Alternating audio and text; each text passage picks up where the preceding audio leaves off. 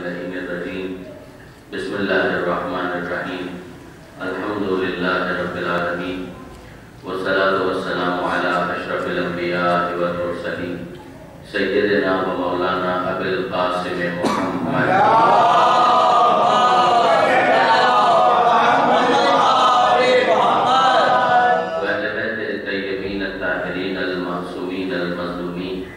المنتجبین المنتخبین المیامین لا سیما علی الامام المنتظر والحجۃ الثانی عشر واللعنۃ الدائمۃ الباقیۃ علی اعدائهم اجمعین من یوم ظلمهم الی قیام یوم الدین اللهم انا نرغب الیک فی دولۃ کریمہ تعز بها الاسلام واهله وتذل بها النفاق واهله وتجعلنا فیها من الدعاة الی طاعتک والقادة إلى سبيلك وترزقنا بها كرامة الدنيا والآخرة رب اشرح لي صدري ويسر لي أمري واحلل عقدة من لساني يفقهوا قولي واجعلني خالصا لوجهك الكريم يا الله صلوات الله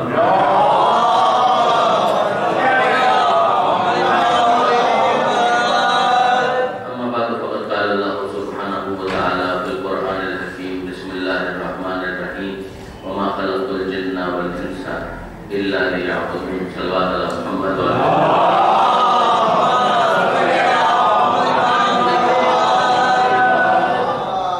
برادران عزیز، کل کی ابتدائی گفتگو میں نے گزارش کی تھی کہ یہ آیت بہت معروف ہے، مگر اہم اس اعتبار سے کہ پروردگار عالم نے اس میں مقصد خلقت کو بیان کیا ہے وَمَا خَلَقْتُ الْجِنَّ وَالْإِنسَ إِلَّا لِيَعْبُدُونَ کہ ہم نے جنوں اور انسانوں کو پیدا کیا تو اس غرض سے کہ وہ ہماری عبادت کریں، اور عبادتی کے ذیل میں گزارش کل کی گئی کہ کچھ عبادتیں وہ ہیں کہ جنہیں ٹریڈیشنلی کنونشنلی عبادت کہا جاتا ہے اور سمجھا جاتا ہے، جن کی اپنی اہمیت ہے اور جن کا ایک خاصہ یہ ہے کہ انہیں تعبدی کہا جاتا ہے کہ اگر وہاں پر للہیت کا جذبہ موجود نہ ہو تو اس عمل کو عمل کے طور پر ریکگنائز بھی نہیں کیا جاتا ہے، اسے قبول بھی نہیں کیا جاتا ہے، جبکہ اس کے بالمقابل ہمارے سامنے کچھ وہ چیزیں بھی ہیں کہ جنہیں پروردگار عالم نے ضروری قرار دیا ہے، مگر ضروری ہونے کے باوجود اگر اسے للہیت کے جذبے کے بغیر بھی انجام دیا جائے تو اسے عمل کے طور پر بہرحال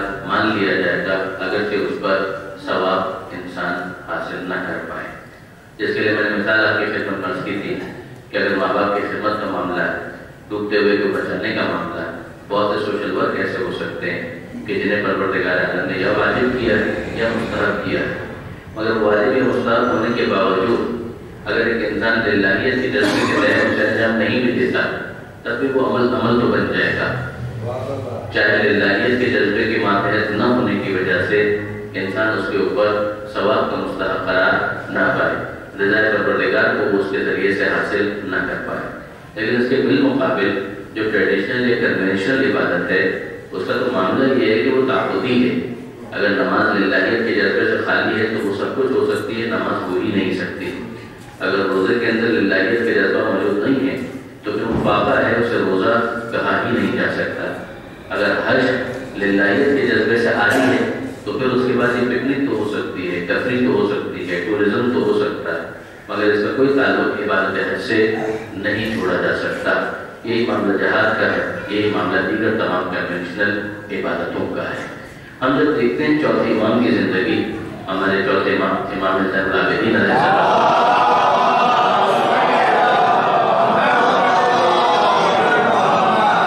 معصوم کی زندگی کا خاصہ یہ ہوتا ہے کہ زندگی کا ایک ایک لمحہ للہیت سے بھرپور ہوتا ہے، وہ مملو ہوتا ہے۔ ممکن نہیں ہے کہ ٹریڈیشنل یا کنونشنل عبادت ہو یا اس سے ہٹ کر کوئی سوشل ورک ہو یا اس سے ہٹ کر کوئی اور دوسرا زندگی کا پہلو یا لمحہ ہو کہ جو معصوم کی زندگی کا ہو اور پھر وہ للہیت سے خالی ہو، یہ ممکن نہیں ہے۔ لہٰذا ہم دیکھتے ہیں کہ معصوم کی زندگی کے اندر جو ایک عمومی عبادت کا معاملہ ہے وہ بھی اپنے عروج پر ہے، اپنی معراج پر ہے، اپنے پرائم پر ہے، اپنے پیک پر ہے، اور دوسری طرف وہ چیزیں کہ جن کو عام طور پر چاہے عبادت میں نہ بھی شمار کیا جاتا ہو مگر حکم پروردگار کے ماتحت ہیں، اس اعتبار سے اگر للہیت کے جذبے کے تحت اسے انجام دیا جائے تو وہ بھی عبادت قرار پاتی ہیں۔ یہ سب کی سب بھی امام کی زندگی کے اندر اپنے عروج پر ہمیں نظر آتی ہے۔ اس میں کوئی شک نہیں کہ واقعہ کربلا کے بعد کا جو معاملہ ہے اس میں ہمیں چوتھے امام کی زندگی کا ایک پہلو بہت زیادہ نمایاں ہو کر نظر آتا ہے، بہت زیادہ نمایاں۔ ہم اس بات کو جانتے ہیں کہ چوتھے امام کی زندگی 57 سال پر مشتمل ہے اور کربلا کے واقعے میں چوتھے امام 23 سال کے تھے۔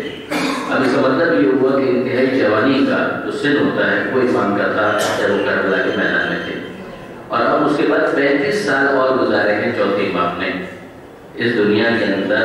ظاہری زندگی چوتھے امام کی واقعہ کربلا کے بعد تقریباً 35 سال، اور ان 35 سالوں کے اندر جو چیز سب سے زیادہ نمایاں ہو کر ہمارے سامنے آتی ہے وہ دو ہی چیزیں ہیں، اور ان دو چیزوں کی بنیاد پر بعض علماء کا یہ بالکل صحیح جملہ ہے، میں جملہ علامہ ذیشان احمد جوادی، کہ اگر آپ یہ سمجھیں کہ چوتھے امام نے کربلا کے بعد جہاد نہیں کیا تو یہ زیادتی ہے۔ جیسے کہ قتال اور جہاد کے درمیان ایک فرق ہے، قتال جہاد کا ایک مصداق ہے جبکہ جہاد کے اندر بہت وسعت پائی جاتی ہے۔ قتال اس کے اسلحے اور ہوتے ہیں اور جہاد اس کے اسلحے اور ہوتے ہیں۔ این ممکن ہے کہ ایک شخص آپ کو ظاہری طور پر میدان میں قتال کرتا ہوا نظر آئے، قتال کے تو اسلحے وہ تلوار ہے، نیزہ ہے، اس کے اسلحے تیر ہیں، یہ ساری چیزیں ہیں، لیکن یہ تمام تر چیزیں لے کر ایک شخص ہو سکتا ہے میدان میں جائے اور اس کے پاس علی والا جذبہ موجود نہ ہو، تو ممکن ہے کہ وہ قتال میں دشمن کو مغلوب کر دے، خود غالب آ جائے اور پھر اکڑ کر شیطان کے مقابلے میں شکست کھا جائے۔ تو ہوگا یہ کام کہ وہ قتال میں اگر کامیاب بھی ہوا تو جہاد میں تو ناکام ہو گیا، اس لیے کہ جہاد کے اندر تو بڑی وسعت پائی جاتی ہے۔ ہم فراموش نہیں کر سکتے کہ پیغمبر اکرم ختم مرتبہ احمد مصطفیٰ محمد مصطفیٰ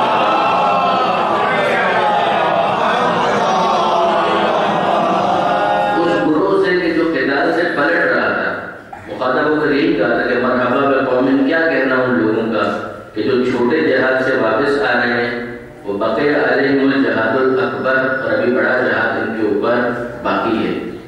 اور وہاں پر جو صحابہ کرام ہیں انہوں نے سوال کیا کہ اللہ کے رسول چھوٹا جہاد، ہم تلوار لے کر میدان میں اپنی جان خطرے میں ڈال کر تیر نیزے یہ سب ہم نے اپنی جان رسک پر رکھی ہے، اور آپ فرما دیں کہ یہ چھوٹا جہاد ہے؟ کہا کہ ہاں یہ چھوٹا جہاد ہے۔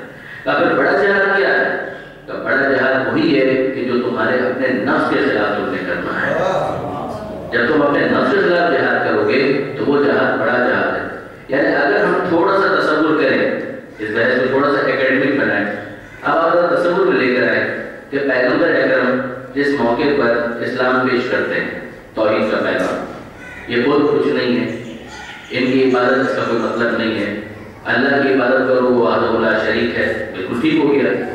کیس ہمارے سامنے یہ کہ پیغمبر اکرم کی مخالفت ہوئی، ابو جہل تو نہیں مان رہا، ابو سفیان تو نہیں مان رہا، یہ عاص بن وائل سیمی وغیرہ تو نہیں مان رہے، اور یہ پیغمبر اکرم کے مقابلے پر آ جاتے ہیں۔ سوال یہ کہ یہ تمام افراد جتنے بھی پیغمبر اکرم کے مقابلے پر آ جاتے ہیں تو کیا پیغمبر اکرم ڈے ون پہلے دن سے تلوار نکال کر قتال کا حکم دیتے؟ 13 سال پیغمبر اکرم نے مظلومیت کے ساتھ مکہ مکرمہ میں گزارے ہیں۔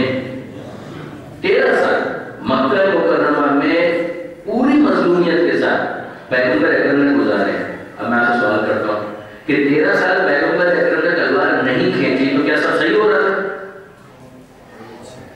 پیغمبر اکرم کے مقابلے پر جو روش تھی وہ صحیح تھی؟ ہم سنتے ہیں پیغمبر اکرم کو پتھر مارے گئے، پیغمبر اکرم کے راستے میں کانٹے بچھائے گئے، پیغمبر اکرم کو اتنا پیٹا گیا معاذ اللہ کہ خون نکل آیا، جوتا خون سے بھر گیا، سب صحیح ہو رہا تھا؟ یہ سب غلط ہو رہا تھا، مگر غلط ہونے کے باوجود پیغمبر اکرم تلوار نہیں نکالتے تو تلوار نہ نکالنا کیا اس بات کی دلیل بن سکتا ہے کہ 13 برس تک سب ٹھیک ہو رہا تھا؟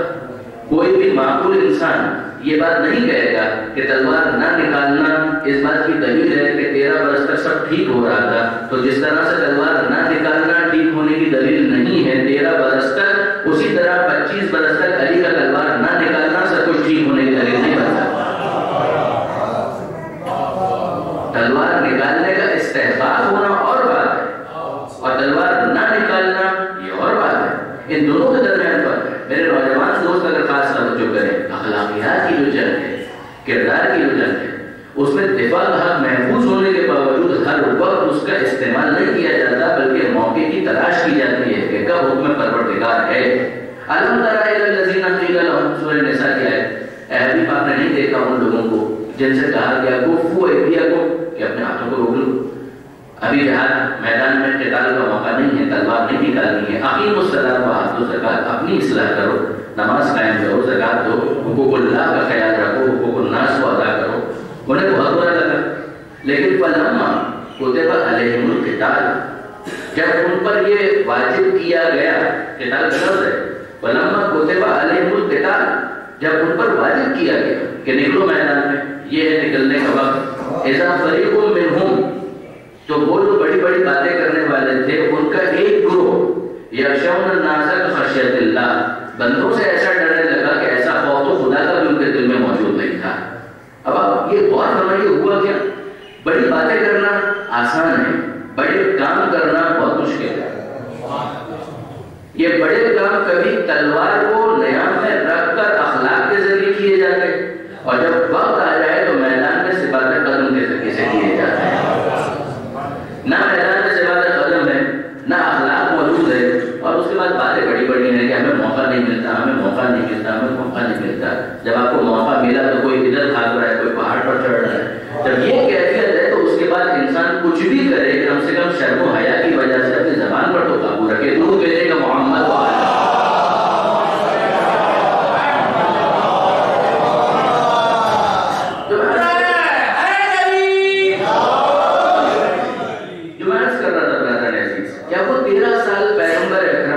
نہیں کر رہے تو کیا جہاد نہیں کر رہے؟ جہاد تو ہو رہا۔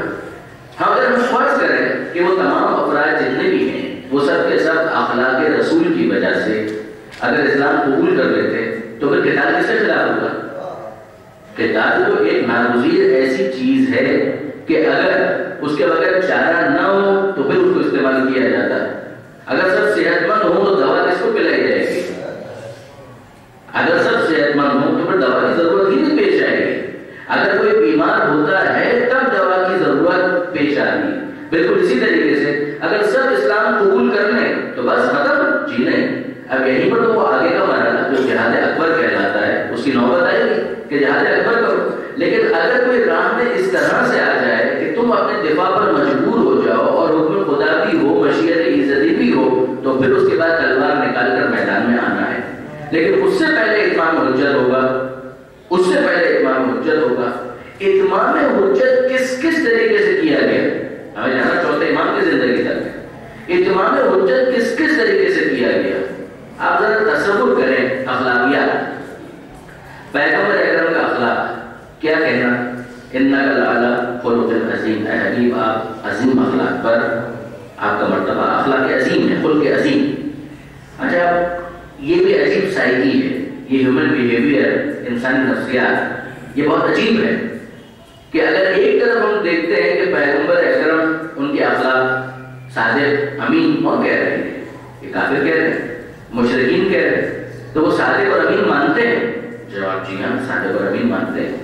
تو صادق اور امین کے ساتھ عظیم بھی مانتے ہیں؟ معافی چاہتا ہوں، نہیں مانتے، نہیں مانتے۔ صادق ہیں بالکل ہے، امین ہے جی ہاں بالکل ہے، عظیم ہے کہنے عظیم نہیں۔ دیکھیں قرآن مجید میں سورہ زخرف 43واں سورہ ہے، اور وہاں پر مشرکین کا اعتراض یہ نقل کیا کہ لولا نزل ھذا القرآن علی رجل من القریتین عظیم، کہ ایسا کیوں نہیں ہوا کہ یہ قرآن کسی عظیم پر نازل ہوتا؟ ارے یہ صادق ہے، ہاں صادق تو ہم بھی مان رہے ہیں، صادق ہے، یہ امین ہے، کہ امین تو ہم بھی مان رہے ہیں، یہ امین ہے، مگر عظیم تو نہیں ہے۔ تو عظیم ہونے کے لیے کیا ہونا چاہیے؟ کہ مکہ کا کوئی چودھری ہوتا، سیٹ ہوتا، طائف کا کوئی پیسے والا ہوتا، ایسا ہوتا ہے، کوئی بڑی جاگیر ہوتی، ایسا کچھ ہوتا تب تو ہم اس کو عظیم مانتے۔ ارے آپ خود کہہ رہے ہیں صادق ہے، ہم صادق کا کہاں انکار کر رہے ہیں؟ صادق تو ہے۔ آپ خود کہہ رہے ہیں امین ہے، ہم مان رہے ہیں امین ہے، ہم یہ کہہ رہے ہیں یہ عظیم نہیں ہے۔ یعنی ان کی نظر میں عظمت کا معیار صداقت نہیں ہے، ان کی نظر میں امانت کا معیار، عظمت کا معیار امانت نہیں ہے۔ وہ کہتے ہیں صادق ہے، امین ہے، عظیم نہیں ہے۔ جواب میں پلٹ کر پروردگار عالم یہ کہہ سکتا تھا کہ عظیم ہی پر تو ہم نے نازل کیا، تم عظیم نہیں مانتے تو کیا ہوا؟ ہم نے تو عظیم عظیم پر نازل کیا ہے. لیکن آپ غور کیجئے کہ پروردگار عالم نے یہ جواب نہیں دیا. پروردگار عالم نے جو جواب دیا ہے کچھ اور ہے. انہوں نے کہا عظیم پر کیوں نازل نہیں کیا؟ خداوند متعال نے عظمت کے معیار کو سمجھا ہے.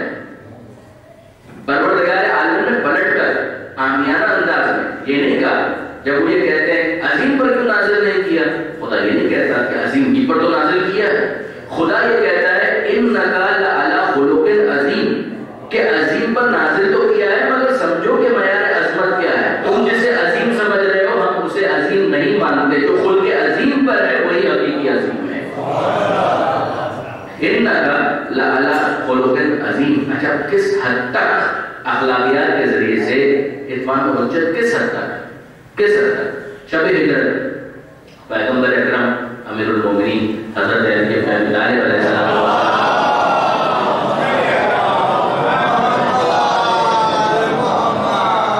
ختمی مرتبہ نے مولا کو اپنے بستر پر سلایا. وہ آیت نازل ہوئی من الناس من یشری نفسہ ابتغاء مرضات اللہ واللہ رؤوف بالعباد. یہ سورہ بقرہ کی معروف ہے جو آپ لوگوں کے حافظے کے اندر، دل و دماغ کے اندر محفوظ ہے کہ وہ بھی تو ہیں جو نفس کو بیچتے ہیں، مرضی خدا کو خرید لیتے ہیں. وصیتیں کیا ہیں پیغمبر کی؟ پیغمبر اکرم مکہ چھوڑ کر جا رہے ہیں. وصیت کیا ہے پیغمبر کی؟ پیغمبر اکرم کی وصیت یہ ہے کہ اے علی، بہت سارے ان میں سے ایک ہے، اے علی جو مکہ کے مشرکین ہیں ان کی امانتیں ان کے حوالے کر کے پھر میرے پاس مدینے چلے آنا. بہت غور کیجیے گا. جو قتل کرنے کے لیے آئے انہوں نے اپنی امانتیں اس رات بھی رسول اللہ کے پاس رکھی ہوئی ہیں. اس سے زیادہ امیر ہونے کا کوئی دوسرا ثبوت نہیں ہو سکتا. یہ اتمام حجت ہے. مگر یہاں پر ایک نقطہ واقعہ غور طلب ہے اور یہ علامہ سید علی نقوی صاحب نے اس کو ایلوبریٹ کیا. اور وہ کیا کہ غور طلب بات یہ ہے کہ یہ رسول خلق عظیم، اخلاقیات کا وہ معیار، یہ اتنا امین رسول ہے کہ مشرکین کی امانتیں بھی محفوظ ہاتھوں میں دیے بغیر مکہ نہیں چھوڑتا. یعنی جو اتنا امین ہے کہ کافروں اور مشرکوں کی امانتیں محفوظ ہاتھ میں دیے بغیر مکہ نہیں چھوڑتا، وہ اللہ کی امانتیں محفوظ ہاتھ میں دیے بغیر دنیا کیسے چھوڑ سکتا ہے؟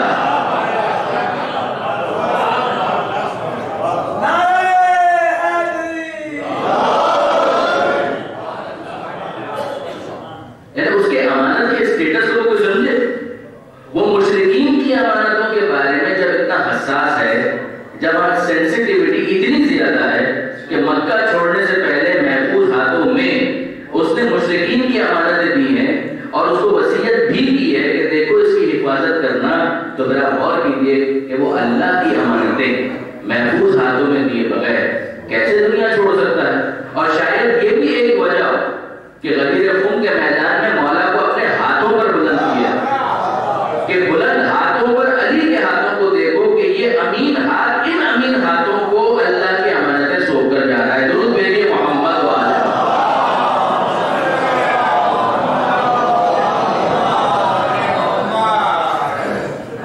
اب واپس آئیے کہ یہ پیغمبر اکرم اتمام حجت کر رہے ہیں، اخلاق ہے، خلق عظیم ہے، سب کچھ ہے. اصل ٹارگیٹ کیا ہے؟ اصل ٹارگیٹ وہی کہ جب وقت آئے گا تو قتال بھی ہو جائے گا. اگر دفاع کے لیے ناگزیر ہوا تو تلوار بھی کھینچ لیں گے، مگر اس کے لیے ایک نظم و ضبط ہو، ایک ڈسپلن ہو. انتظار کیا جائے کہ پیغمبر اکرم کب تلوار اٹھانے کا کہتے ہیں. اب پیغمبر اکرم مدینہ منورہ آنے کے بعد جب حکم دیتے ہیں تو پھر تلوار کھینچ کے میدان میں آنا، پھر وہ جہاد اکبر کا ایک چھوٹا مثال بنے گا. لیکن اس موقع پر بھی اپنے نفس کو کنٹرول میں رکھنا، ورنہ جہاں سے بات شروع ہوئی تھی کہ یہ نہ ہو کہ انسان قتال میں کامیاب ہو جائے، جہاد میں ناکام ہو جائے. ضرور کہے گا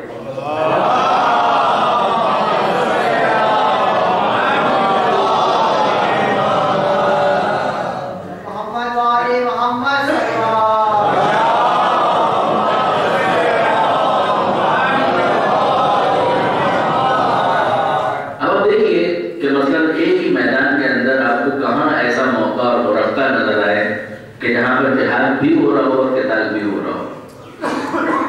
تو قتال کا مطلب تو یہ ہے کہ تلوار کھینچ کر سر اتار دو، اور جہاد کا مطلب یہ ہے کہ اپنے نفس کو قابو میں رکھو۔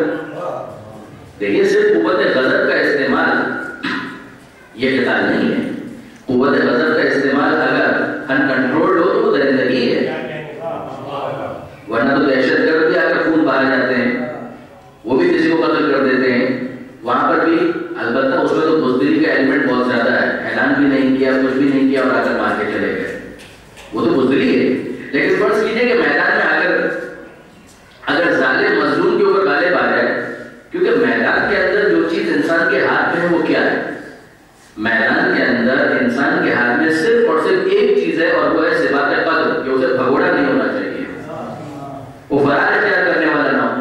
وار اس کا چلے گا یا اس کا چلے گا وہ اتفاق کی بات ہے، اسے تو اپنی کوشش کرنا ہے۔ اسی لیے میدان میں خلوص کے ساتھ جانے والا یاد رکھیے کہ لوز کچھ بھی نہیں کرتا، وہ ہارتا نہیں ہے، ون ون سچویشن ہے۔ یا اس کا وار چل گیا وہ غازی بن کر کامیاب ہوگا، اگر مخالف کا وار چل گیا تو یہ شہید ہو کر کامیاب ہوگا۔ تو یہ ہر صورت میں کامیاب ہے، ناکامی کا تو کوئی امکان ہی نہیں پایا جاتا۔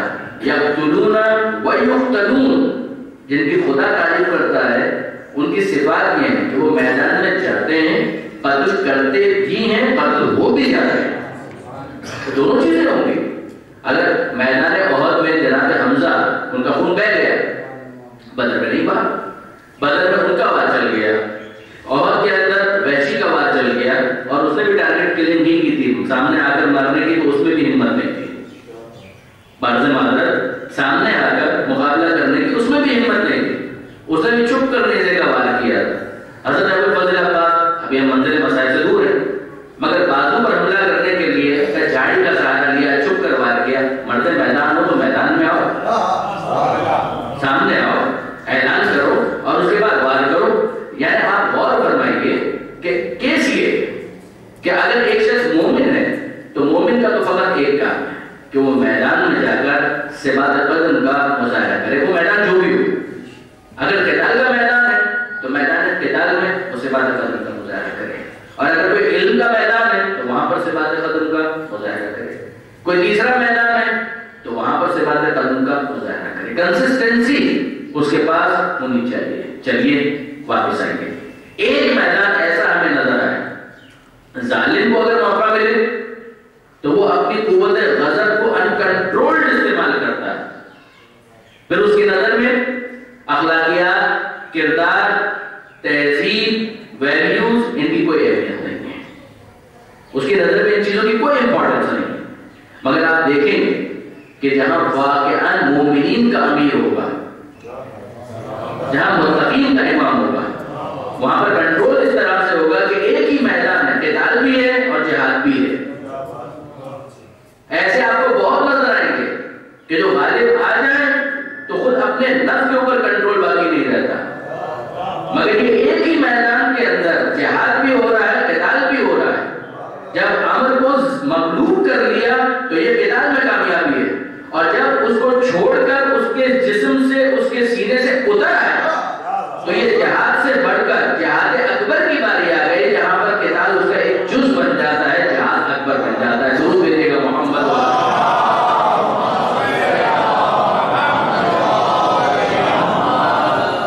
آپ نے غور فرمایا برادر، ورنہ وہ تھوک رہا ہے تو یہ ہو سکتا ہے کہ انسان اور زیادہ اپنے نفس کو، اپنے آپ پر غالب پائے۔ مگر کیس یہ ہے کہ اگر وہ اپنا لعاب پھینک بھی رہا ہے، اپنا نجس لعاب پھینک رہا ہے، مگر یہ نفس اپنا کر ہے، یہ تو فروخت کیا جا چکا، مرضی پروردگار کو خریدا جا چکا، تو وہاں پر کنٹرول پھر اتنا زیادہ ہے، پھر کنٹرول اتنا زیادہ ہے کہ ممکن نہیں ہے کہ نفس غالب آ سکے۔ اب برابر نے عزیز جو عرض کر رہا ہے کہ قتال اس کے اسلحے اور ہوتے ہیں، تلوار ہے، نیزہ ہے، یہ سب سے سب قتال کے اسلحے ہیں، مگر اس کے علاوہ بھی کچھ اور اسلحے ہوتے ہیں کہ جن کے ذریعے سے جہاد کیا جاتا ہے۔ اور یہ چوتھے امام نے واقعہ کربلا کے بعد ہمیں بتایا ہے کہ یہ سمجھ لو، ممکن ہے کہ تمہیں یہ لگے کہ قتال نہیں ہو رہا، مگر یہ مت سمجھنا کہ جہاد نہیں ہو رہا، جہاد تو ہو رہا ہے، اور جہاد مسلسل ہے جو 35 برس تک چوتھے امام کی زندگی میں ہمیں نظر آتا ہے۔ ہمارے سامنے 2 اسلحے متعارف کروائے گئے جس میں تلوار کا تذکرہ نہیں، جس میں تیر کی بات نہیں ہے، جس میں نیزے کی بات نہیں ہے، اور وہ دونوں اسلحے چوتھے امام کی زندگی میں بھرپور طریقے سے ہمیں نظر آتے ہیں۔ پیغمبر اکرم فرماتے ہیں ختم مرتبت احمد مصطفیٰ محمد مصطفیٰ صلی اللہ علیہ وسلم،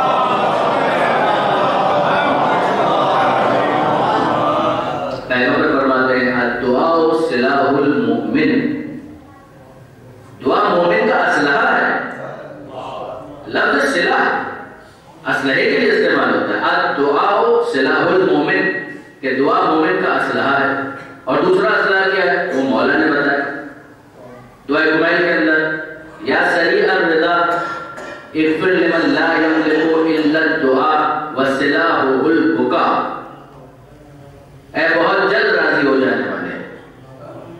یہ مولا نے پروردگار کو مخاطب کیا ہے، جس نے اپنے نفس کو فروغ کر کے مرضی پروردگار کو خریدا ہے، اس نے سمجھایا کہ خدا کتنی جلدی راضی ہوتا ہے۔ یا سریع الرضا اے بہت جلد راضی ہونے والے، اغفر لمن لا یملک الا الدعاء مغفرت اس کے لیے مالک جس کے پاس دعا کے سوا کیا ہے، وسلاحہ البکاء اور اس کا اسلحہ بکا ہے، اس کا اسلحہ بکا ہے۔ تو پیغمبر نے ایک اسلحے کا تعارف کروایا دعا، اور مولا نے دوسرے اسلحے کا تعارف کروایا بکا۔ دعا اسلحہ ہے، بکا اسلحہ ہے، اور اسلحے کو استعمال کیا جاتا ہے کسی دشمن کے خلاف۔ اور چوتھے امام کی زندگی میں آپ کو 35 برس تک یہی 2 اسلحے نظر آئیں گے، یا دعا ہے یا بکا ہے۔ اور ان دونوں اسلحوں کو استعمال کر کے چوتھے امام نے پیغام دیا کہ ہو سکتا ہے تم قتال کے بارے میں یہ سمجھو کہ وہ رک گیا، مگر یاد رکھو جہاد جس اسلحے کے ذریعے ہوتا ہے وہ دعا کا اسلحہ بھی میرے پاس ہے، بکا کا اسلحہ بھی میرے پاس ہے۔ درود بھیجیے محمد و آل محمد۔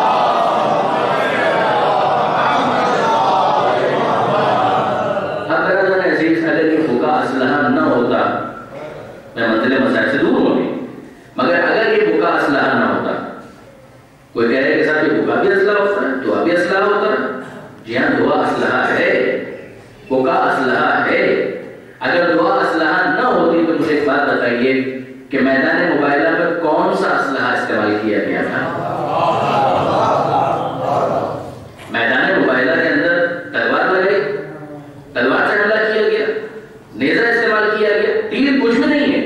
فَقُلْ تَعَالَوْا نَدْعُ أَبْنَاءَنَا وَأَبْنَاءَكُمْ وَنِسَاءَنَا وَنِسَاءَكُمْ وَأَنفُسَنَا وَأَنفُسَكُمْ، ہم اپنے بیٹوں کو لاتے ہیں، تم اپنے بیٹوں کو لاؤ، ہم اپنی عورتوں کو لاتے ہیں، تم اپنی عورتوں کو لاؤ، ہم اپنے نفسوں کو لاتے ہیں، تم اپنے نفسوں کو لاؤ۔ پھر ہم کرتے کیا ہیں؟ تلوار کھینچتے نہیں، ثم نبتہل، پھر ہم مباہلہ کرتے ہیں۔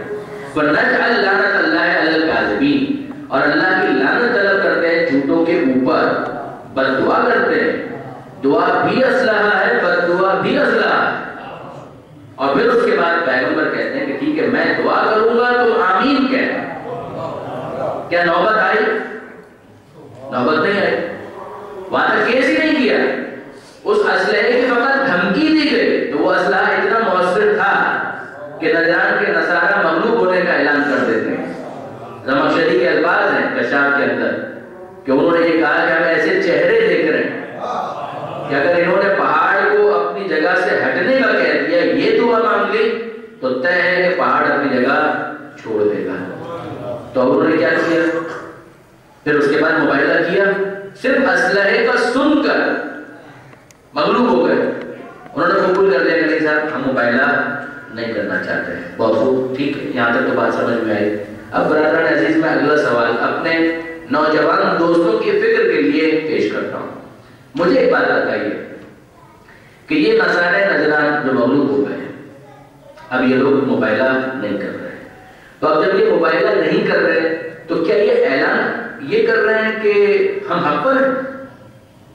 نہیں، یہ اعلان نہیں کر رہے، سامنے تو وہ یہی کہہ رہے ہیں۔ نجران جا کر تو کچھ نہ کچھ بہانہ کریں گے، نجران جانے کے بعد تو جو بہانہ کرنا ہے وہ کریں گے اپنے لوگوں کو مطمئن کرنے کے لیے، جو جھوٹ بولیں گے، جو بہانے بازیاں کریں گے وہ کریں گے۔ ابھی کیا کہہ رہے ہیں؟ ابھی وہ یہی کہہ رہے ہیں کہ صاحب ایسے چہرے ہیں کہ پہاڑ اپنی جگہ چھوڑ دے گا اگر انہوں نے آمین کہا۔ اب میں اپنا سوال یہ رکھ رہا ہوں آپ کے سامنے کہ جب یہ اس بات کو جان چکے ہیں کہ حق پیغمبر کے ساتھ ہے، قرآن کے ساتھ ہے، توحید کا پیغام جو پیغمبر دے رہے ہیں وہی حق ہے، تو پھر اس کے بعد ایمان کیوں نہیں لیتے؟ پتہ تو سب چل گیا ان کو. اگر پتہ نہ ہوتا تو مباہلہ کرتے. پتہ چل گیا ہے تو مباہلہ تو نہیں کر رہے. جب مباہلہ نہیں کر رہے تو جان تو گئے. تو جاننا علم کا نام ہے. جاننا علم کا نام ہے. کیا علم اور ایمان مترادف ہے؟ کیا علم اور ایمان مترادف ہے؟ یقین جانیے کہ اگر علم اور ایمان مترادف ہوتے تو جیسے ہی یہ جان چکے تھے ویسے ہی یہ مان بھی لیتے. ان کا جاننا علم کی دلیل ہے، ان کا نہ ماننا عدم ایمان کی دلیل ہے. تو یہیں سے ہمیں سمجھ میں آتا ہے کہ جاننا اور ہوتا ہے، ماننا اور ہوتا ہے. یعنی کہ کیا عرض کرنا چاہ رہا ہوں میرے نوجوان دوست اگر متوجہ ہیں، یہ بہت کہا جاتا ہے کہ نص کے ہوتے ہوئے ممکن کیسے ہے کہ کوئی انکار کر دے. اگر نص کا مطلب یہ ہے کہ جس کے بعد شک کی کوئی گنجائش باقی نہ رہے. قرآن میں آ گیا نص ہے، پیغمبر نے کہہ دیا نص ہے، پیغمبر نے دکھا دیا نص ہے، اعلان کر دیا ولایت کا نص ہے. جب یہ نص ہے منصوص ہے، جب منصوص ہو تو شک نہیں ہونا چاہیے، اور جب شک نہ ہو تو اس کے بعد نہ ماننے کا کیا امکان باقی رہ جاتا ہے. اس کا مطلب یہ ہے کہ آپ نے جاننے اور ماننے کو ایک ہی سمجھ لیا. آپ نے اسی بات پر غور نہیں کیا کہ جاننا اور ہوتا ہے، ماننا اور ہوتا ہے. جاننے کا تعلق علم کے ساتھ ہے. نصارہ نجران ہو وہ جان رہے ہیں، ان کے علم میں یہ بات آ چکی ہے، مگر جاننا اور ہے، ماننا اور ہے. امام خمینی رحمت اللہ علیہ نے چہل حدیث میں شاید پہلی حدیث کی تشریح کرتے ہوئے اس بات کو پیش کیا، اور ایسی بات کہ جو آپ سب کے علم میں صرف اس کو بیدار کرنا ہے. نوجوان دوستوں کے لیے بزرگان تو واقف ہے. ابلیس کے بارے میں آپ کا کیا خیال ہے؟ شیطان ہے ابلیس، کیا اس کے پاس علم نہیں؟ کیا اس کے پاس علم نہیں ہے؟ علم تو ہے. جب علم اس کے پاس ہے تو کیا وہ جانتا ہے کہ خدا ہے؟ جانتا ہے. کیا وہ یہ جانتا ہے کہ خدا نے آدم کو خلیفہ بنایا ہے؟ جانتا ہے. تو جانتا ہے تو پھر انکار کیوں کر رہا ہے؟ اس کی وجہ بھی یہی ہے کہ جاننا اور ہے، ماننا اور ہے. تو جاننے کے بعد انکار کرنے والوں میں ابلیس بھی شامل ہے، جو یہ جاننے کے بعد کہ اللہ نے آدم کو خلیفہ بنایا ہے جانتا ہے اور انکار کر دیتا ہے. تو اب یہ مت کہیں کہ غدیر میں جب بتا دیا تھا تو انکار کیوں کر دیا. غدیر میں بتانا اس بات کی دلیل ہے کہ تم جان چکے ہو. اب نہ ماننا نہ جاننے کی دلیل نہیں ہے، ایمان کے نہ ہونے کی دلیل ہے.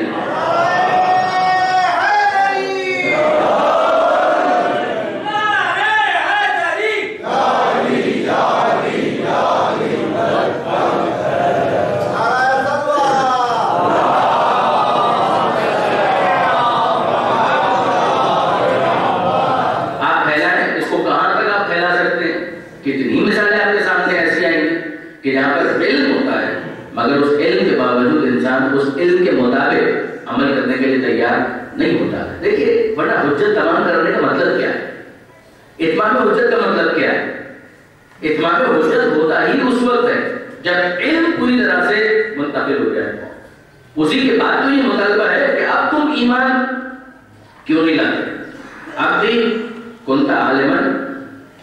دیکھیے سورہ مبارکہ انعام اس کی آیت ہے قل فللہ الحجۃ البالغہ. اے حبیب ان سے کہہ دیجئے اللہ ہی کے لیے ہے حجت اور حجت بالغہ. حجت یعنی ایسی دلیل کہ جو واقعی دلیل ہو، اور بالغہ جو اپنی منزل تک پہنچ جائے، جو اپنے مقام تک پہنچ جائے. قل اے حبیب ان سے کہہ دیجئے للہ الحجۃ البالغہ، اللہ ہی کے لیے حجت بالغہ ہے. ایسی دلیل جو اپنی منزل تک پہنچے، اس میں کوئی کجی نہ ہو، اس میں کوئی انحراف نہ ہو، اس میں کوئی ٹیڑھ نہ ہو.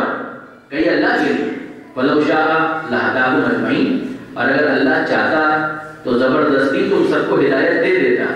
تو حجت تمام کرتا ہے، زبردستی ہدایت نہیں دیتا. حجت تمام کرتا ہے، زبردستی ہدایت نہیں دیتا. اس لیے کہ ایمان کو حاصل کرنے کے لیے بندے کو خود میدان میں آنا پڑے گا. اس کے لیے اپنے نفس کو کنٹرول کرنا پڑے گا، ورنہ وہ حجت تمام ہونے پر جان جائے گا، نہ مان کر ایمان سے محروم رہ جائے گا۔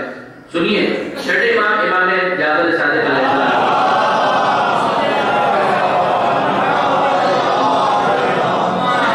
تفسیر قرآن، تفسیر میزان، آیت اللہ خوئی مرحوم نے اس حدیث سے اپنے درس خارج میں اشتعال و تقید کی بحث میں استدلال کیا ہے۔ یہ جو حدیث میں بیان کرنے جا رہا ہوں، یہ اسی آیت کے ذیل کہ چھٹے امام سے کسی نے پوچھا کہ مولا یہ حجت بالغہ کیا ہوتا ہے؟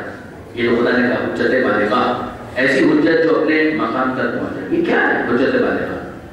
امام نے جواب دیا کہ میدان قیامت میں بندہ خدا کی بارگاہ میں ہوگا اور خدا پوچھے گا اب بھی اے میرے بندے کنتا عالمن، تجھے علم تھا؟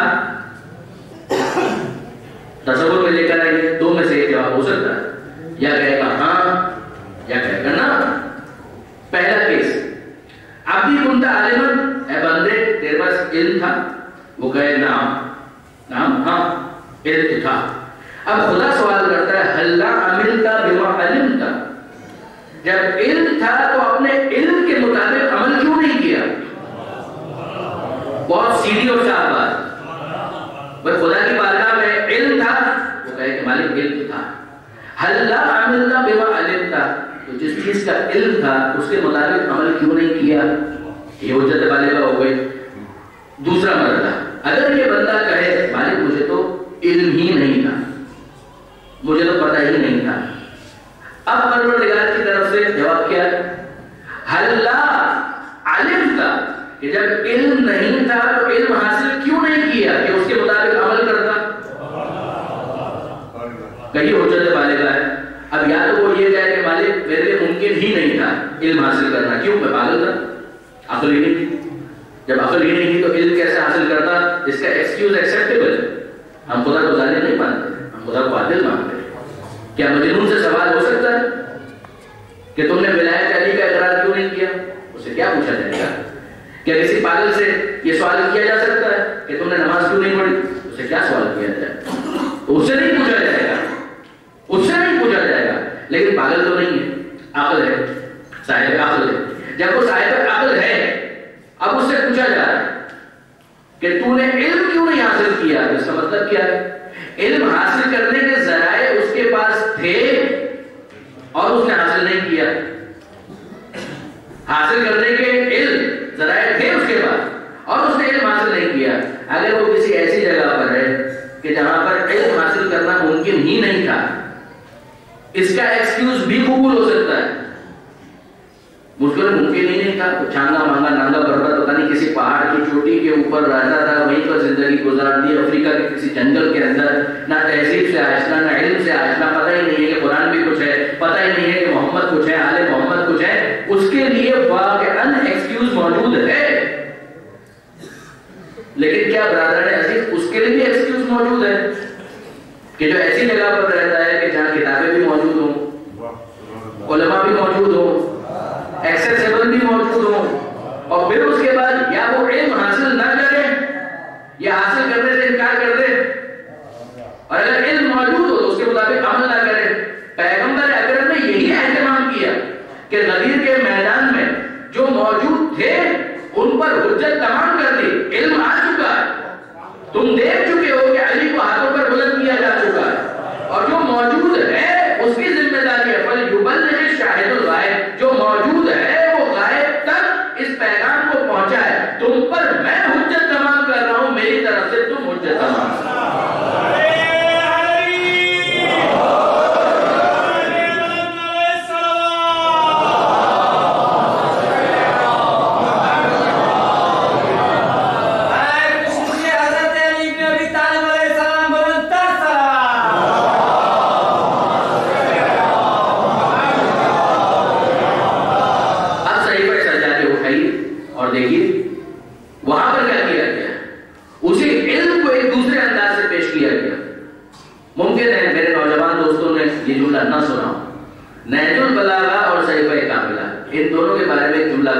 یہ دونوں بھائی بہن ہیں، ان کے درمیان وہی رشتہ ہے جو بھائی بہن کا رشتہ ہوتا ہے۔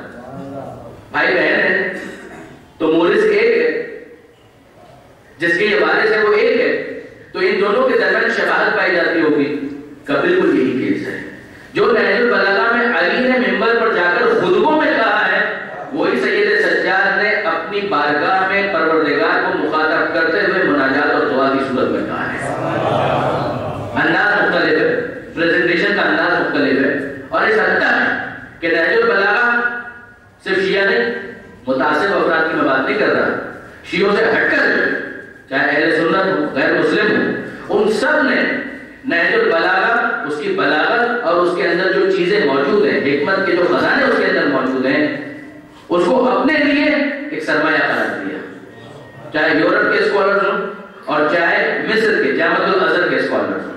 اور یہی کیس صحیفہ کاملہ کے لیے، یہی کیس صحیفہ کاملہ کے لیے، بلکہ صحیفہ کاملہ انصافاً اگر دیکھا جائے تو سند کے اعتبار سے اس کی حفاظت معصوم نے اس طرح سے کی ہے، چوتھے امام نے خود اہتمام کیا کہ زیادہ اس کی اتھینٹسٹی ہمارے سامنے آتی ہے، اور چوتھے امام نے اس کے اندر جو انداز اختیار کیا ہے۔ برادران عزیز، میں اپنے نوجوان دوستوں سے خواہش کرتا ہوں، اگر پاسبل ہو، پاسبل کیا اس کو پاسبل بنائیں کہ صحیفہ کاملہ کی ایک ایک دعا کم سے کم ہر روز پڑھنے کی عادت ڈالیں۔ دیکھیں تو صحیح کہ چوتھے امام سمجھانا کیا چاہ رہے ہیں، وہ کون سا علم ہے کہ جس کو دینے کے بعد نہ فقط اتمام حجت ہوتا ہے بلکہ انسان جو کچھ جانتا ہے اس کو ماننے بھی لگتا ہے۔ ایک تو منزل وہی ہے کہ جاننا، مگر اس کے بعد ماننے کی راہ میں رکاوٹ آ جاتی ہے۔ یہ دل کا زنگ ہے، یہ دل کا زنگ ہے، اس کو سیکل کرنے کے لیے، اس زنگ کو اتارنے کے لیے جو سب سے مؤثر ہے وہ یہ والا اسلحہ ہے، وَسِلَاهُ الْبُكَاءُ، کہ اس کا صلہ، اس کا اسلحہ یہ بکا ہے۔ یہ چوتھے امام نے یہ کام کیا ہے، دعا کے ذریعے سے پروردگار کی بارگاہ میں اپنی عبودیت کا اعلان کیا، اور امام مظلوم کے اوپر گریے کے ذریعے سے مظلوم کی حمایت اور ظالم کو ایکسپوز کرنے کا کام بھی چوتھے امام نے انجام دیا۔ یہ اسلحہ ہے۔ اگر یہ اسلحہ نہ ہوتا، میں نے عرض کیا کہ دعا اگر وہ اسلحہ نہ ہوتی تو مبارزہ کا میدان کیسے پتا ہو گیا؟ اور پھر مجھے بتائیے اگر بکا، اگر یہ اسلحہ نہیں ہے تو پھر کیوں جناب سیدہ سے یہ کہا جا رہا ہے کہ یا دن میں گریا کرے یا رات میں گریا؟ ابھی بھی ہم منزل مسجد سے کچھ دور ہے، مگر بس آپ کے لیے واقعا میں نوجوان دوستوں سے یہ چاہتا ہوں کہ وہ غور کریں کہ اس گریے کے اندر اگر طاقت نہیں، اگر یہ اسلحہ نہیں ہے تو پھر تم کو یہ کہنا چاہیے روتے ہیں تو روتے رہے، کیا فرق پڑتا ہے؟ کیوں آپ کے گریے کے اوپر اتنا اعتراض ہوتا ہے؟ کیوں؟ وہ گریا کر رہے ہیں، اپنے ہی آنسو بہا رہے ہیں، اپنے ہی سینے کے اوپر ہاتھ مار رہے ہیں، مگر مسئلہ یہ کہ گریے میں طاقت وہ ہے کہ ہاتھ اپنے سینے پر پڑتا ہے مگر زن یزیدیت کے چہرے پر لگتی ہے۔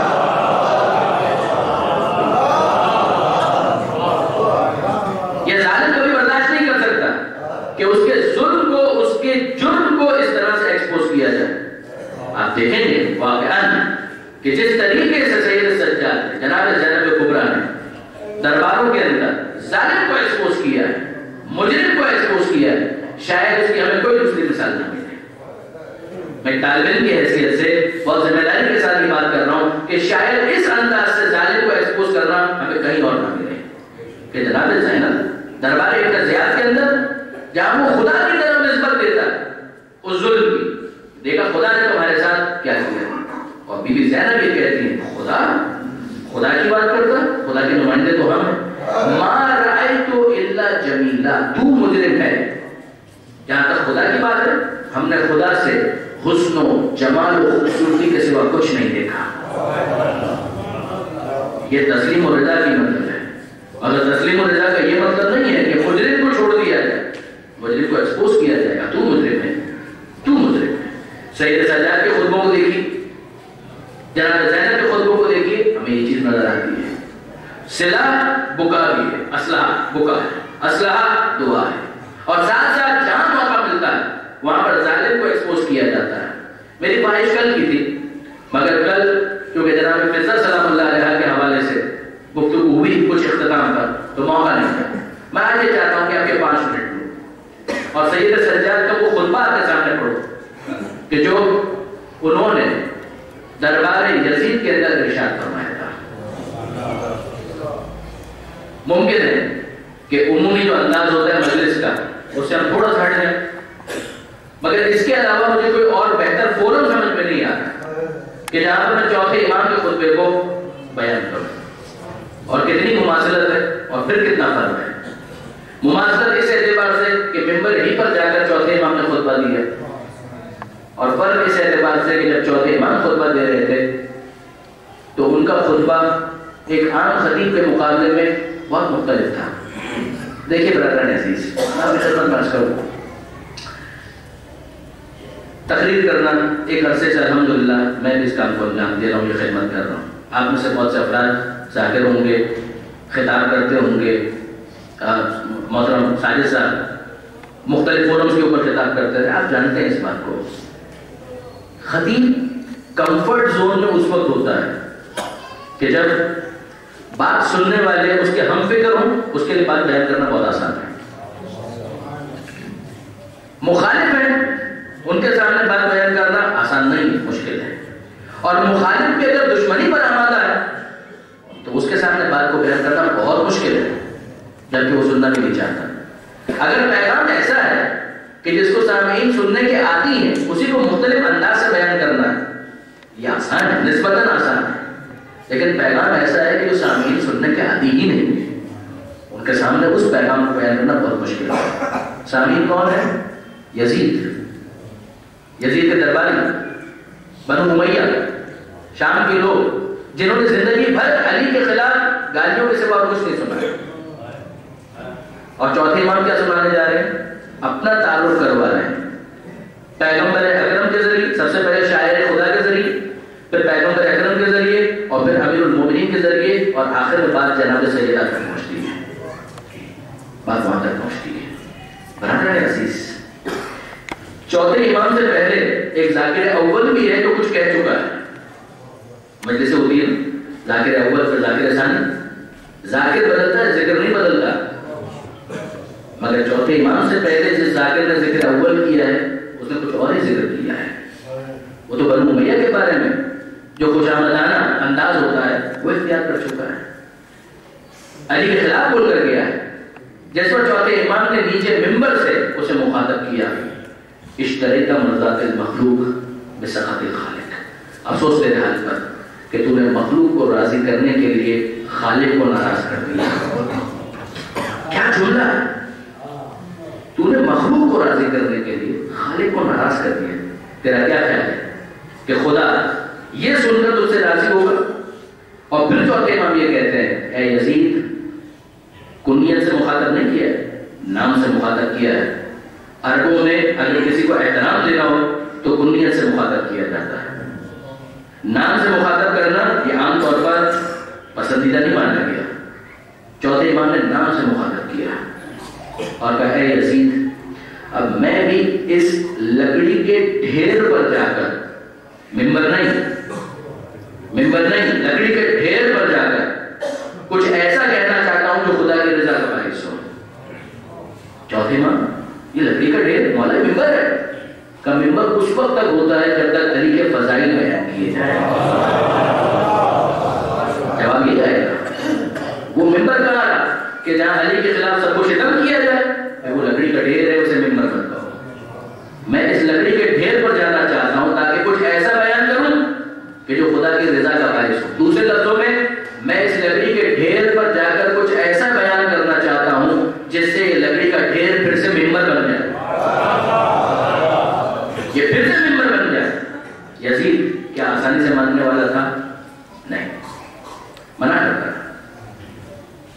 شام کے لوگ اصرار کرتے ہیں، اے حاکم، اس جوان کو اجازت دے، ہم اس کا لب و لہجہ سننا چاہتے ہیں. ہم نے بنی ہاشم کے بارے میں سنا ہے کہ بہت اچھا وہ لوگ بیان کرتے ہیں، ہم اس کا لب و لہجہ سننا چاہتے ہیں. یزید کہتا ہے کہ نہیں، اگر یہ ممبر پر گیا تو آل ابو سفیان کو ذلیل کیے بغیر نہیں اترے گا. لوگ کہتے ہیں، اے یزید، یہ کیا کہے گا؟ یہ جوانی بچہ یہ کیا کہے گا؟ جس کے ہاتھوں میں ہتھکڑیاں ہو وہ کیا بیان کرے گا؟ جس کے گلے میں توف ہو وہ کیا بیان کرے گا؟ کہا نہیں، تم نہیں جانتے. اصرار بڑھا اور اب چوتھے امام ممبر پر جاتے ہیں. اس جگہ پر پہنچتے ہیں کہ جہاں پر خطبہ دینے کے لیے جگہ ہے. پہنچے اور پھر اس کے بعد خطبہ دینا شروع کیا. بہت مختصر خطبہ ہے مگر کمال کا خطبہ ہے. امام الکلام، کلام الامام، امام الکلام.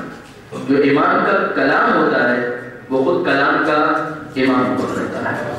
5 منٹ سے زیادہ میں نہیں دوں گا کہ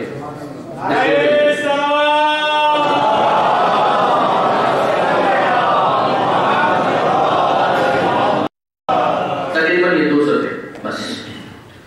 ہم 2 سنہ کے بعد ارشاد فرماتے ہیں ایھا الناس، اے لوگوں، ہمیں 6 صفتیں عطا کی گئیں اور 7 باتوں کے ذریعے فضیلت دی گئی. ہماری صفتیں کیا ہیں؟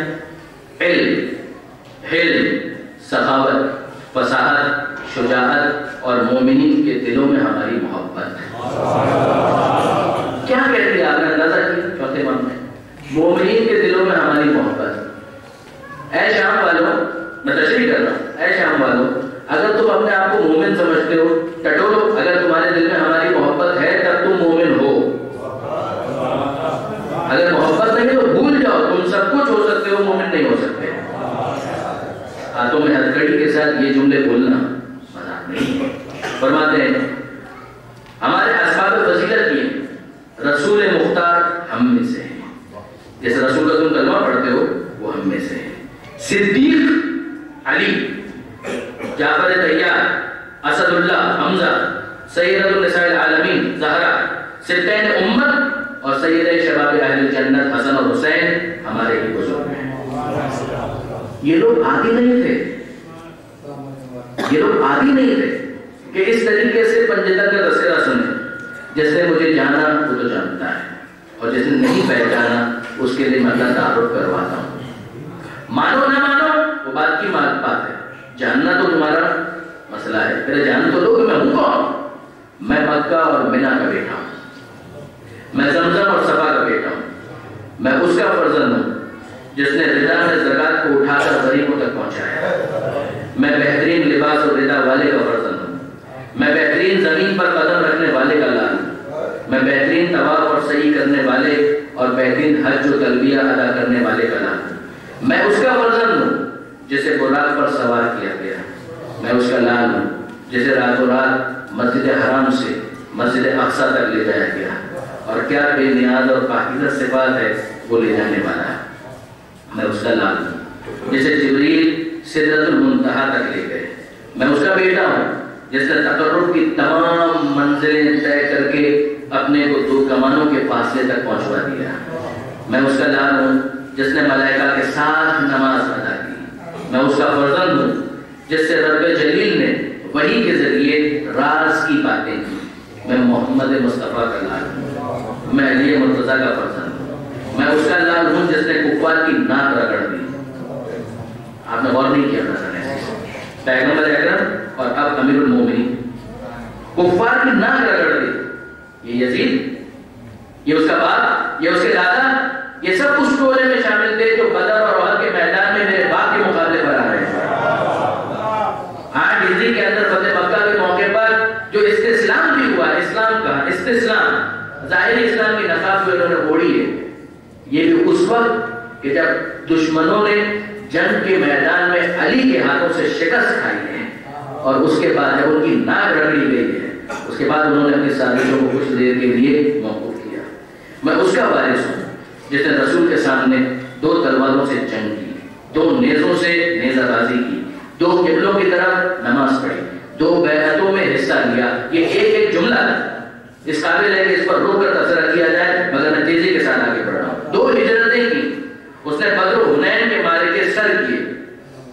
ایک پلک جھپکنے کے برابر شرک نہیں کیا. میں صالح المومنین کا فرزند ہوں. میں وارث النبیین، قاتل الملحدین، یاسوب المسلمین، نور المجاہدین، زین العابدین، تاج البکائین، اصبر الصابرین، افضل القائمین من آل یاسین و رسول رب العالمین کا فرزند ہوں. میں اس کا لال ہوں جس کی جبریل کے ذریعے تائید اور میکائیل کے ذریعے مدد کی گئی. میں حرم مسلمین کا اور اس کے محافظ کا لال ہوں. میں بیعت شکن، منحرف اور دین سے نکل جانے والوں سے جنگ کرنے والے، نواسے سے جنگ کرنے والے کا بیٹا ہوں. تینوں چیزیں کور کی ہیں اس ایک جملے کے اندر. جمل، صفین، نہران. صفین کہتے ہیں یہی شام والے موجود تھے علی کے مقابلے پر کہ میں اسی کا بیٹا ہوں کہ جس نے تم لوگوں کے مقابلے پر آ کر صفین کے میدان میں تلوار چلائی. تمام قریش میں سب سے زیادہ بلند تر انسان کا وارث ہوں. میں اس کا فرزند ہوں جس نے سب سے پہلے دعوت الہی پر لبیک کہا. سب سے پہلا صاحب ایمان تھا. ظالموں کی کمر توڑنے والا، مشرکین کو ہلاک کرنے والا، منافقین کے حق میں سہم ترکش الہی، کلمہ عابدین کی زبان، دین خدا کا مددگار، امر خدا کا ولی، حکمت الہی کا باپ، علم الہی کا فرزند، جواد، کریم، سیرت، ذکی، راضی، مرضی، مجاہد، باہمت، صابر و روزہ گزار، مہذب اور نیک کردار، بہادر و شجاع، اسلاف کا فتح کرنے والا، دشمنوں کی صفوں کو برہم کرنے والا، مطمئن قلب کے ساتھ زندہ رہنے والا، سب سے زیادہ صاحب اختیار، سب سے زیادہ فصیح و بلیغ، سب سے زیادہ صاحب عزم و عزیمت، سب سے زیادہ صاحب حوصلہ و ہمت، شیر نیستان شجاعت، باران رحمت، میدان جنگ میں نیزوں کی باہمی آویزش اور گھوڑوں کی باہمی دوادوش کے موقع پر ظالموں کو پیس ڈالنے والا، انہیں ذرات کی طرح ہوا میں اڑا دینے والا، حجاز کا شیر، صاحب اعجاز، عراق کا سردار، نصب و استحقاق کا امام، مکی، مدنی، ابتہی، تہامی، بدری، اوہلی، بیعت شجرہ اور ہجرت کا مجاہد، عرب کا سردار، میدان جنگ کا شیر، مشہرین کا وارث، سدین کا والد، مظہر عجائب و غرائب، برہم کن جمعیت لشکر، شہاب ثاقب، نور عاقب، اسد اللہ الغالب، مطلوب کل غالب، مطلوب کل طالب، غالب علی کل غالب تھا، یعنی میرے جد علی ابن ابی طالب.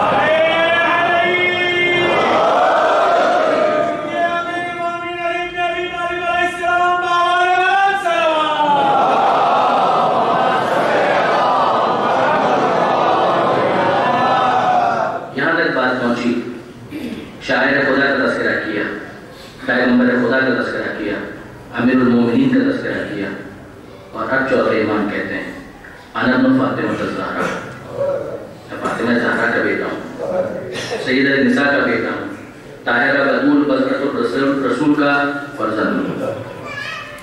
لم یزل یقول انا انا انا. سید سجاد مسلسل اپنا تعارف کرواتے رہے، میں اس کا بیٹا ہوں، میں اس کا بیٹا ہوں، میں اس کا بیٹا ہوں، یہاں تک کہ حتی زج الناس، جو وہاں پر بیٹھے ہوئے لوگ تھے شام والے، ان کے درمیان شور و غوغا پیدا ہوا.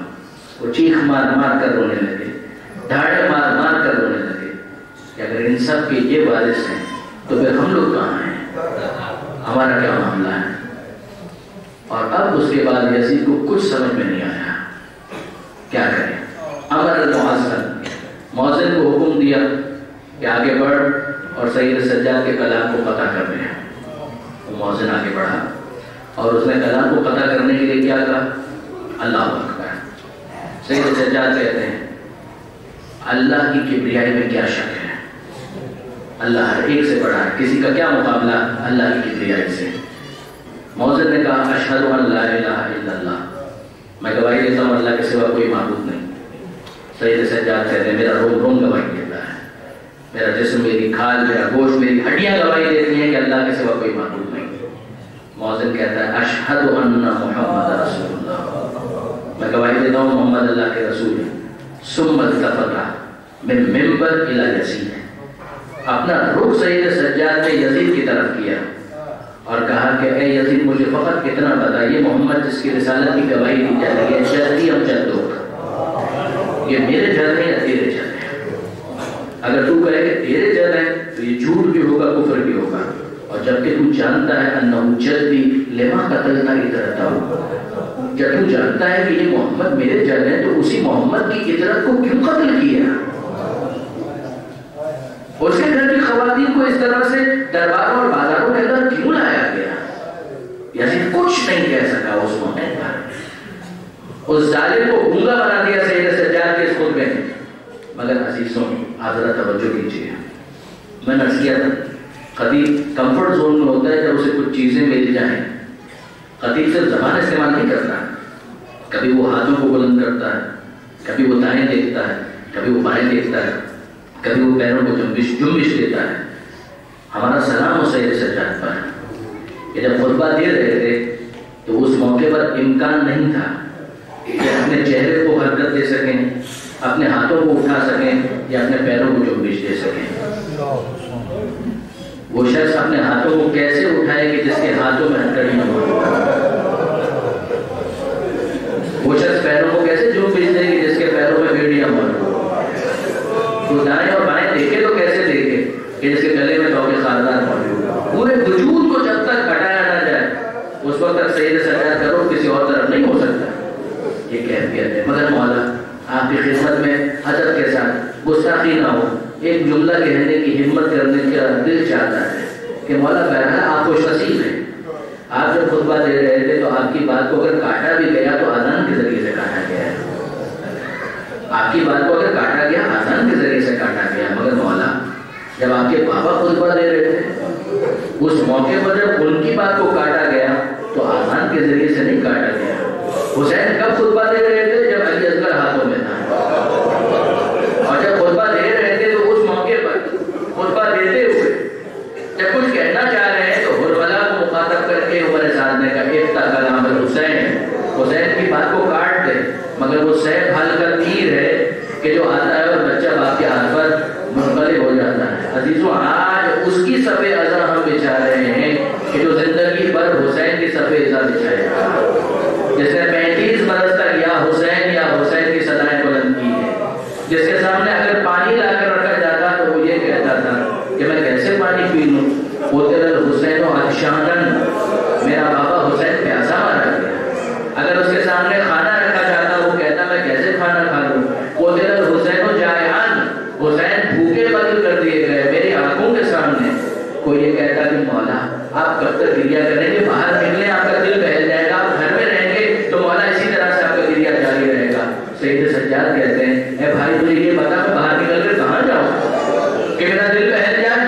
کہا مولا بازار کا ایک چکر لگا دیجیے آپ کا دل بہل جائے گا۔ سید سجاد اور زیادہ گریا کرنے لگتے ہیں، اور وہ سائل کہتا ہے کہ مولا میں نے کوئی ایسی بات تو نہیں کہی تھی کہ جس سے آپ کا دل دکھ جائے۔ کہا نہیں بھائی تیرا قصور نہیں ہے، مگر تجھے کیا معلوم تو نے بازار کا تذکرہ کیا اور میری نگاہوں کے سامنے شام کا بازار آ گیا۔ کوئی دلاسا دینے کے لیے کہتا ہے کہ فرزند رسول آخر کب تک یہ گریا چلے گا، آپ اس پر توقف کریں۔ سید سجاد کہتے ہیں یعقوب کا ایک یوسف نظروں سے اوجھل ہوا، یعقوب نے اتنا گریا کیا کہ قرآن گواہی دیتا ہے کہ دونوں آنکھیں سفید ہو گئی، میری نگاہوں کے سامنے تو میرے کتنے ہی یوسف قربان کر دیے گئے، میں کس طرح سے اپنے گریے کو موقوف کر دوں؟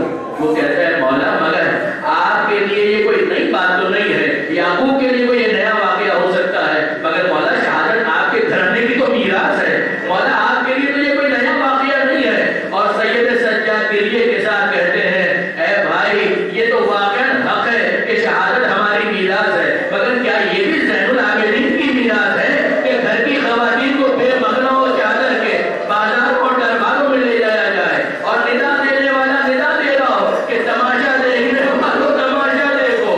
یہ زین العابدین کے گھر کے حرم کی خواتین ہے، یہ محمد مصطفیٰ کے گھر کی خواتین ہے، کیا یہ بھی زین العابدین کی میراث ہے؟ بس عزیزوں آخری چند جملے، یہ سید سجاد زہر دیا گیا اور اس کے بعد زین العابدین کا جنازہ تیار ہوا۔ عزیزوں یہ آل محمد کی تاریخ